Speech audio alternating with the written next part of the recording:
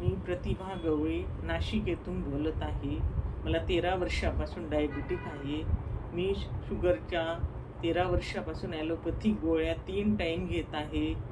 माझे सकाळी नाश्त्यानंतर 1, जेवणानंतर 2, रात्रीच्या जेवणानंतर 2 एवढ्या गोळ्या चालू आहेत आता. पण माझी शुगर कधीही कंट्रोलला आली नाही. त्यावर अजून 30 युनिट इन्शुलिन मला सुरू आहे. आणि एवढं सगळं असूनही माझी शुगर कंट्रोलला आली नाही. शुगरमुळे मला इतर आणखी खूप त्रास व्हायचे. मला वारंवार लघवीला जाणे, तहान लागणे, मेंदूची आकलनशक्ती कमी होणे, कोणी काही बोललेलं मला समजायचं नाही. माझी पायातली ताकद कमी होणे, कोणत्याही गोष्टीत आनंदी उत्साही वाटायचं नाही. पूर्ण माझ्या चेहऱ्यावर प्रचंड थकवा दिसायचा.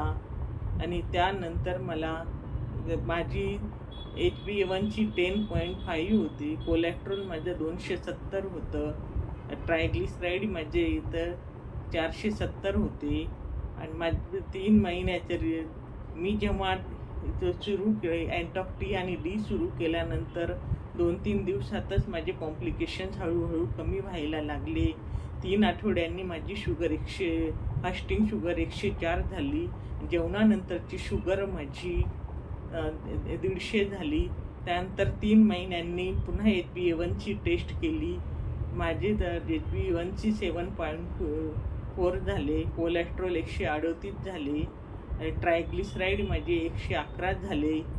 आणि माझे पूर्णपणे त्रास नाहीशी होऊन मला सगळ्या म्हणजे जेवढे म्हणजे बाहेर जाऊन नंतर मी थोडेफार पूर्ण म्हणजे जे खाण्यापिण्याची इच्छा माझी नंतर व्हायची नाही. मला गोड खाणं वगैरे काही नाही. पण मी मे महिन्यामध्ये 1 दिवसाआड आंब्याचा रस खाल्लं तरी माझी शुगर फारशी वाढली नाही.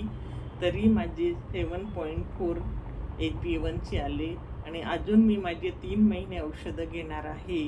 आणि मला इतका उत्तम रिझल्ट आणि परिणाम मिळाला. मला अँटॉक टी आणि डी यांचे मी शतशः आभार मानते. नसरीन दर्गा यांनी मला उत्तम मार्गदर्शन केले आणि खूप सहकार्य मला केले. माझे पूर्ण उमेद औषध घेण्याची वाढवली. त्याबद्दल मी इथं नसरीन दर्गा आणि माझी कोल्हापूरची मैत्रीण रोहिणी यादव यांचे मनापासून आभार मानते. आणि पुन्हा इथं सर्व डायबिटिक पेशंटला आम्ही औषध घेण्यासाठी एक सार्वजनिक आव्हान करते. धन्यवाद. विनम्र अभिवादन.